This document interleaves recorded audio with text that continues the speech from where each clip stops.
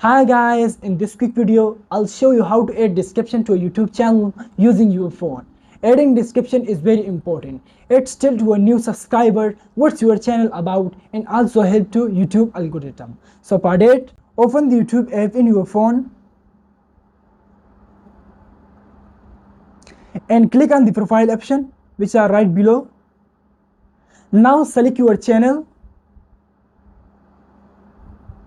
Now click on the pencil option, a letter pencil. Now click on the pencil description, add a description. Now you can easily put your description. You can help from ChatGPT write a beautiful description for your channel. So I'm Pest here. Welcome to the fun world of cartoon. Enjoy colorful, safe and entertainment video made just for kids. So this is the video. If this video helped you, subscribe to my channel. I'll see you on next video. Thanks for watching.